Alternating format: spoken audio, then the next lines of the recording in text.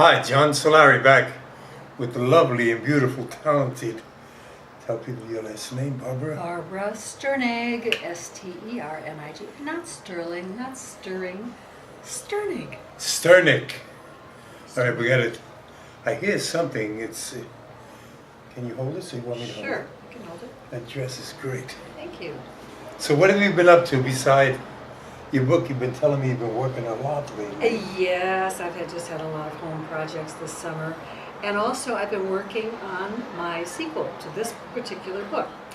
At the same time as I wrote this book, which was after I left my job as a National Enquirer senior reporter, I sat down to try to recollect some of the crazier, zanier, more hilarious and amazing adventures I got into the middle of during those years. And at the time, John, I think I wrote about 24 chapters. And when this book was produced, the person who was publishing it said, you know, I think let's hone it down to just 11 or 12 chapters. So that's what we did, and consequently I ended up with these extra chapters, which have just been sort of sitting around all these years.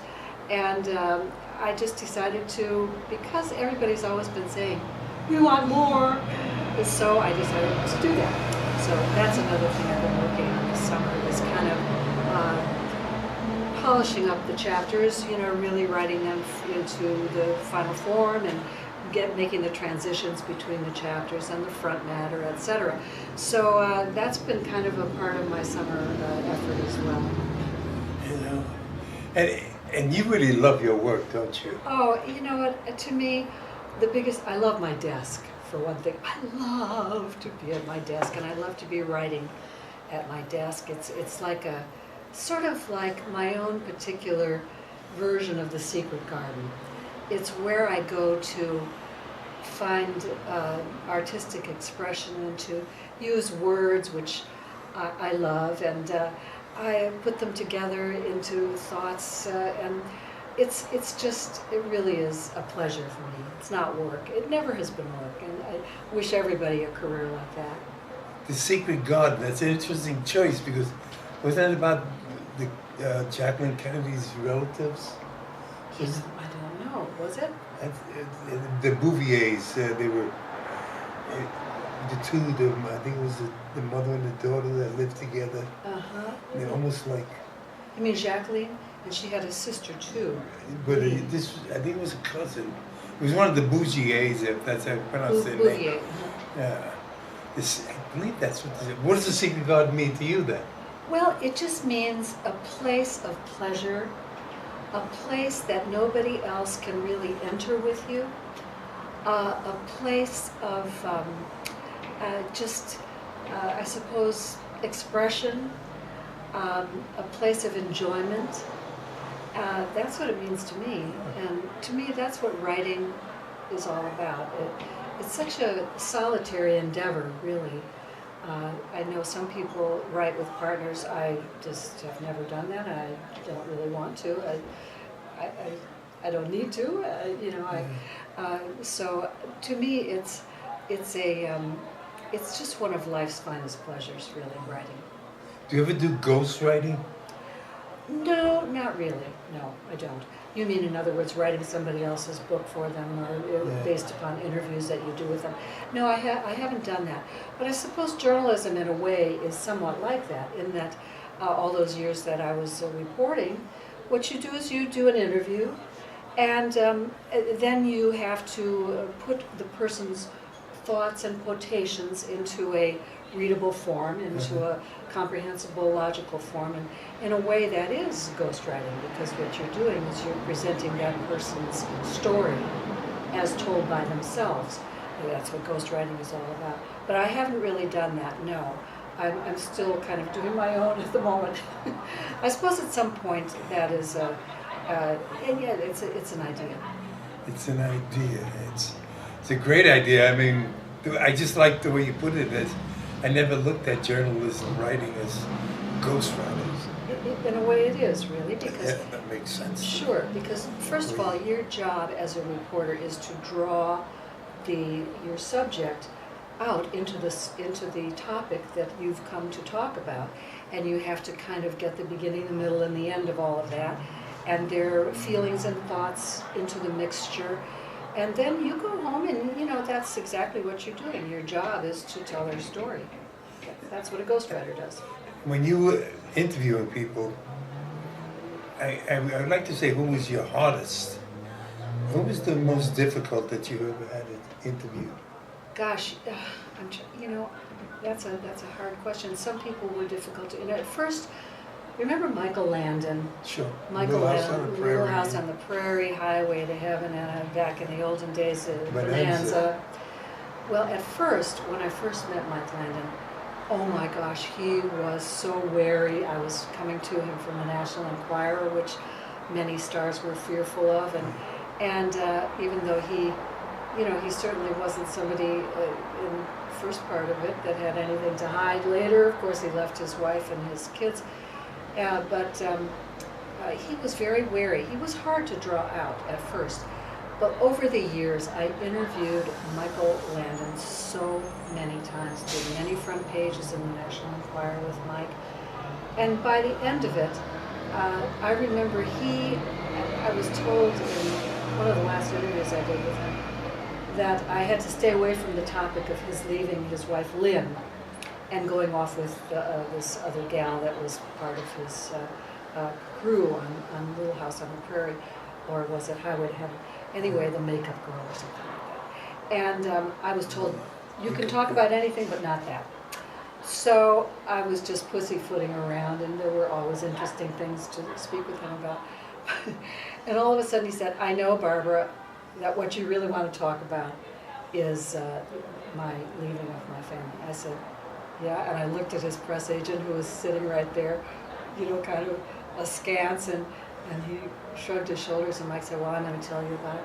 And he proceeded to tell me in very intimate detail everything that happened, including sitting on the steps of his house when his daughter Leslie heard him leaving downstairs. The whole household was asleep, and he told me how he had sat on the steps with his beautiful daughter Leslie, and they both cried together, and she begged him not to go, and he just said, I have to go. Very, very emotional interview in very intimate detail, and this is an evolution that happened over time, and that is based upon a sort of a trust that develops between people. And he, over those many years, he saw that I didn't abuse his interviews in any way, and I always guarded them carefully with the Home Office in Florida to make sure they were just exactly right. And so he was pretty hard to interview at first, but at the end, he was pretty cool. You gave that trust, that feeling of trust he had found in you. He did have an interesting life, and did a lot of good. His shows are really... His shows were great. I mean, I don't know if they would be put on the air today. They're probably on Nick or something. Oh, they are, but I'm saying, I wonder if they'd be produced today. Get green-lighted today. Yeah. Oh my gosh, I don't think so. Yeah, it's, oh my gosh, no, Highway to Heaven? I don't think so. No, that would not be. Because it's such a different time. It's such a different time. It's really... like, you interviewed like Sinatra, and they would have a hard time today cutting a record if they were just starting out. I mean, the way the music industry is today, I mean, everything is hip-hop and this and that. Everything is just changed. But I've noticed something. Sinatra endures those people that every were Sunday. Such classics. And there's a singer who completely emulates Frank Sinatra, Michael Bublé. I'm sure you've heard of him. Yeah, and he strives to be a crooner, and he's even been quoted as saying, I live the life of Frank Sinatra today. And women swoon over him, and he croons, and he sings standards, and so there's a place, I guess, at least for one person doing that. One person. Amongst all the rest of it, which... There's so many of them. You had Robert Davi, the actor, who does an evening of Sinatra all the time. Oh, yeah. Then you have, he's a jazz singer. Oh, he's a friend of mine, Steve Tyrell. His voice is nothing like Sinatra, but they're playing him an awful lot. And he has I like his voice. I don't know if you ever listen to Steve No, I Terrell. haven't heard him. He plays at the Catalina some when he's out here. Lives out here anyway, but Steve Terrell, I don't know if you listen to jazz station or... Yes, I do. Yeah. You know, John, there's another feature which I think is quite interesting, these holographic images in which they somehow project the real Frank Sinatra or the real other celebrity. Nat King Cole, his daughter. Yeah, yeah. I mean, this is... Unforgettable. Yeah, this is kind of... Maybe that's the future. We won't even have real human beings anymore. Well, they claim that, yeah. They do it with actors and this Yes. and that. They do away with humans and everything. Yeah, I just saw a story somewhere, was it in the Times or in one of the other magazines, about how this one actor went into a studio and they put these little pinpoints of almost like little electrodes all over his face and body. With the green screen. Yes, to make a virtual him, Right. to make an animated human being of him. But, you know, the story made the point, which I believe too, there's just nothing like a human being. You can't reproduce that, no matter how wonderful the technology is. There's something missing. The spark in the eye. The emotions. Yeah, the emotions, the spark in the eye. That's But just going to be. You need a human for that. Yeah, but it is amazing. Remember, I think the first one I ever saw like that was Polar Express. Remember that movie in which they recreated Tom Hanks as the conductor of this Christmas train that went sailing through the world? Right. Little boy in a fantasy of something. But yeah, that technology is coming along. Well, you look. I remember in 1986, I was doing a movie called with John Candy. With John Candy? Yeah, Armed and Dangerous. It still plays a yeah. lot. Anyway, it was when cell phones were new. You had a big battery in the trunk of your car, and you had this big thing. Because I remember they did a commercial with us in the car with it. And I'm thinking, now today, I don't know how far we've come. You lose them because they're so tiny, or else everybody's on their little device, you know. And speaking of that, I mean, that's because the National Enquirer is in print, which is a dying breed. It is. But you know, a toll has been taken, let's put it that way, in the golden age of tabloids, which I was just very fortuitously in the middle of, which was the 70s through the 90s, I would say. The paper was selling about 6 million copies a week, and there was a feature called pass-along readership, meaning that for every copy which was purchased, it was passed along to family members, and then finally to aunties and uncles, and finally the maid got it, and who knows. Each issue was passed along, they figured 5 or 6 times. So the readership was measurably huge. Today, I believe the sold circulation is maybe about 500,000. It's unbelievable. So it's very reduced. And not that it isn't still on the stands, and not that people still don't like to have something in their hands to read, but it's going to disappear. Yeah, and they get it right instantly now today with, It is true. there's so much today that, you were there with Rona Barrett and all that, and you were the heyday, It was the heydays, yes, absolutely. when it meant something. That's everything today is like that. I saw the most wonderful commercial for IKEA. It's called the Book, and this is an IKEA catalog, and the guy presents it as if it's up against technology. And he said, and the interface is blah blah blah, so 5.5 inches, but it can expand to 10 inches. And he said, you can scroll through it, and he shows how people are just turning the page. He said, high resolution pictures on every single page, and look it up on YouTube. It's on YouTube. The Book. That's what it's called. The Book. And it is a sort of a peon to the actual physical book. not a virtual book. So some people, including yours truly, like the book. We do like the book. It's portable. You don't need electricity for it. It doesn't have to be recharged. This is what this Really? commercial. What is it? Solar power? Or? It's a book.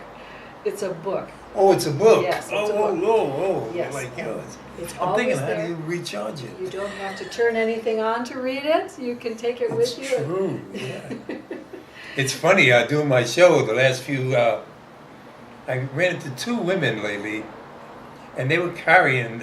I always had the book "Challenge to the Actor" by Uta Hagen, and they were carrying this book with them, which is rare for actors to do. Usually, they buy an acting book and they put it up, and that's where it stays. Maybe they don't read it. Huh? And they don't. But these people, they take it with them and they read it and read it. And I think, wow. Uh-huh.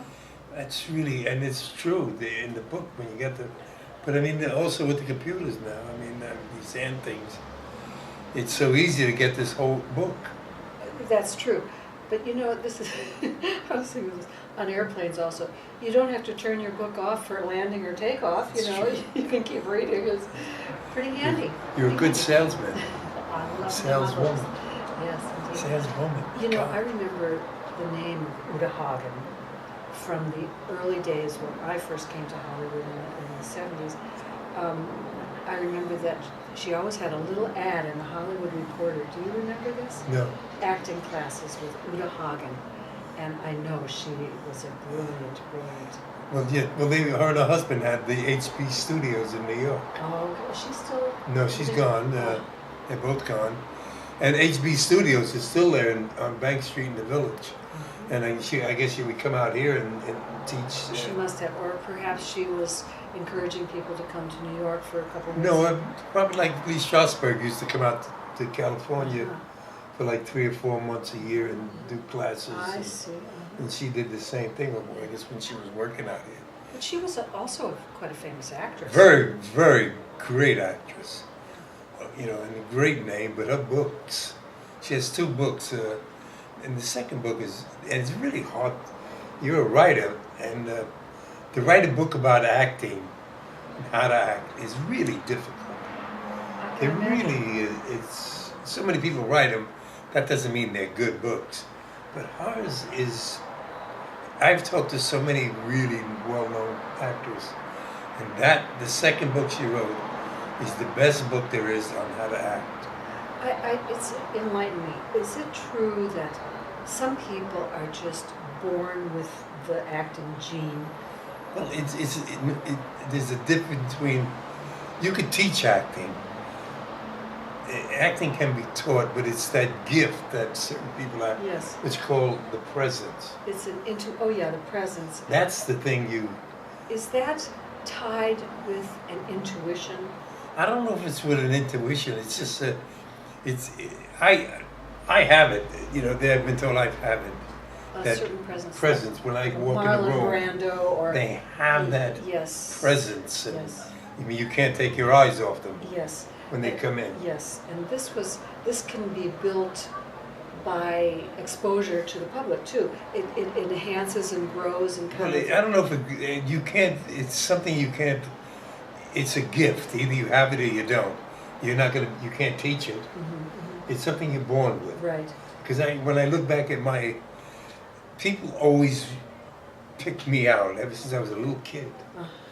You know, were drawn to me, and if someone had to be picked out, I'd be picked first. Even when I first played football, the football coach, the first time he saw me, he says, "Next year you're going to be my quarterback and captain." And I had never played football in my life. It's more It's than presence. It's more than looks. Well, I'm not a good-looking guy, but it's just about Anna Mangani, the great actress. Now she wasn't good-looking, but when you wanted, she had this what they call Fire. Animalistic, Yeah, fire. Yes.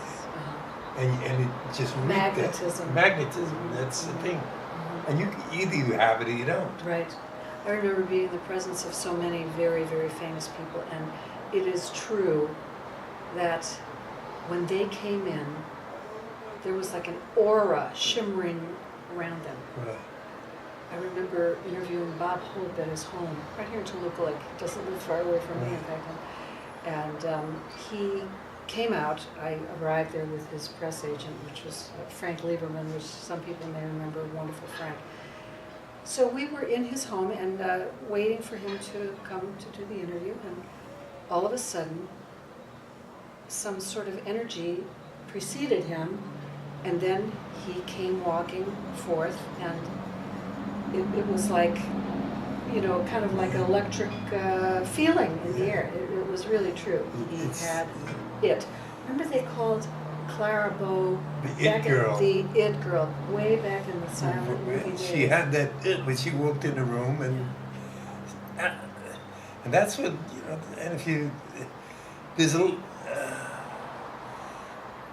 you know, you met a lot more than I have, because we, you know, doing all the interviews Well, of yeah, people that was who had my- it, that you was know, my job. Sinatra, all of them. You know, when he walked in the room, and that was it. It was Sinatra. Yeah, and he was another one. Boy, I'll tell you what, the air moved.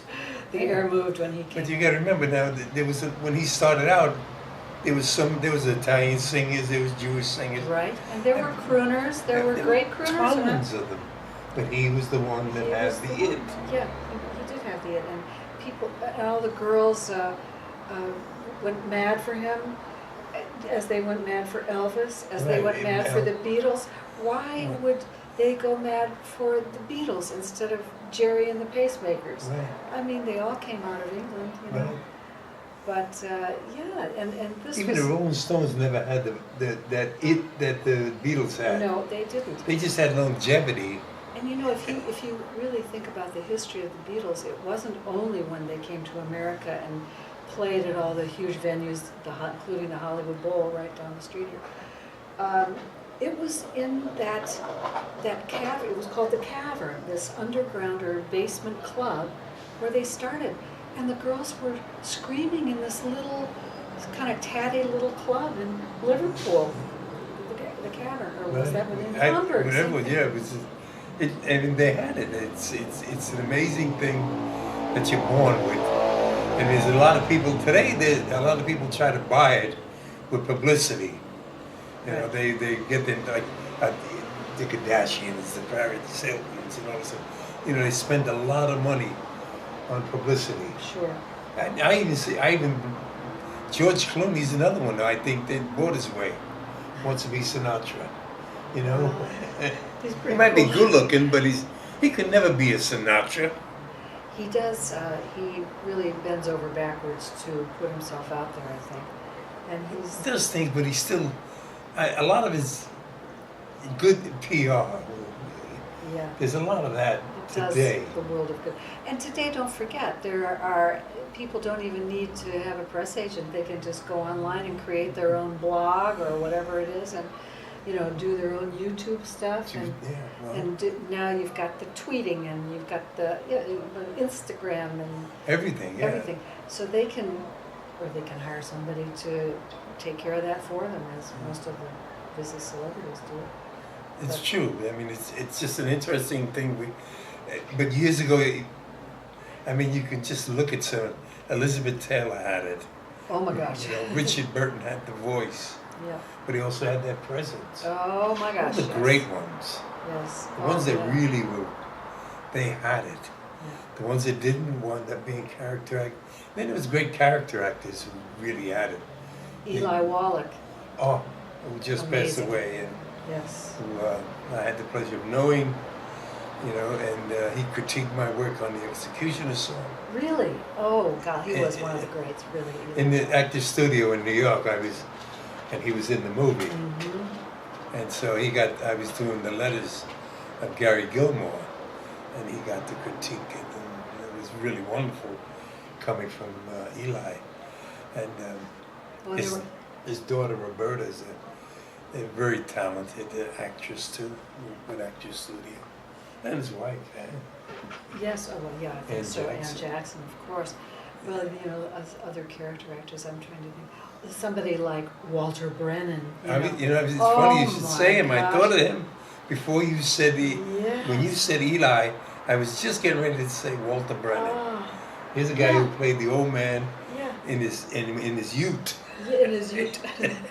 And think of some ladies too, people like Zazu Pitts, and or even Ellen Corby, who was in the Walton. She was kind of a character type, wasn't she? She was. And Michael, what's her name? Michael Learned. Michael Learned. What She's happened still, to her? she's still around. She's doing a lot of theater. Oh, okay. Yeah. I see her every once in a while at Actors Studio. But, and when we had the memorial for Ralph Waite, who passed away, Oh, yeah. she couldn't come. It was just, just hurt too much. I know. To say on and off they had a relationship of friendship, for 50 Those years. decades. Gosh. Or Wow. more. But And then they got to play those wonderful roles on television. There's another show that I don't think would make a green light today, today. yeah. I mean, No. But, yeah. those shows live on, and I think the proof is in the pudding. People watch them in those reruns. yeah. That's the only place to find shows like that anymore. TV Land and all that. Yeah. Unfortunately, our union gave away the residual rights to that channel, Oh, that's too bad. isn't it? Oh my God, that's. Our union gave away So the residual rights. do you Anything mean? that plays on TV Land, no, the actors get nothing. Oh, that is bad. Well, I know sometimes residual checks. They pay the rent. Pay the Years rent. ago, not today. Today they might be a few pennies. Sometimes you get a check for 5 cents or something. Because today now, I remember when you worked, you got 100% your first residual check. Oh, really? And then? Then it went down. Down. Now I think it starts at 30%. That's a big difference. Yeah. They Especially gave if away you've worked- 70. Especially if you've worked for scale. And right, yeah, if you went for scale, back then it was like That's- $5.50 a day. Yeah. So you knew you were going to get another check for $5.50. Yeah. And that you could live on that for rent. It's amazing how they just gave everything away. Well, you know what's happened? It seems to me. I'm just trying to think back to the older days. It just wasn't so accessible to every single person on earth to be famous. There really was some commitment, some talent behind it. Yeah. And now it seems with all of the media of this 21st century, anybody that really wants to can catch the attention of the public and become semi-famous, It's true. I mean, I went to the Directors Guild. I saw 2 movies this week. I saw one yesterday. It was, I don't know what it was about. It was terrible. So Whiplash, which was about a drummer, which was very good, with J.B. Skinner. But half of the people you see starring, I mean, not half, 90%, I've never heard of before. I kind of get that feeling when I read People magazine. Yeah, right. I mean, when I see it, you don't know who they are today. This is the other thing. Just to comment about People. I remember when People magazine was actually about people, all kinds of people, and it was like, it wasn't blip journalism like E.T. This is like E.T. on the written page. It's like the attention span is so tiny. Every little corner of every little thing has some little picture. It's really not fun to read, actually. No, it's not. And also, when you're watching shows today, they also have what they call the streamers going at the bottom. So you're trying to watch what's going on, and then they're advertising at the same time. This is called multitasking. It drives me crazy. Yeah. Why they do that. And I'm a big fan of public. PBS. When they have their breaks, I have Pavarotti on there, and half of the show is really trying to they're talking about donations. I can see they do it, but they the pledge drives. Yeah. they run it for so long. Yeah, that's true. That's when you sort of turn on your DVR and then you zip through those. I got it on DVD, so I don't have to. They do have. But they do it too long. Yeah, they have. But the great thing about the PBS is that it's uninterrupted. Well, until they have Until the flesh dries. pleasure, and then it'll have it for like a whole month. True. And they know when they use them with good shows like Paparazzi.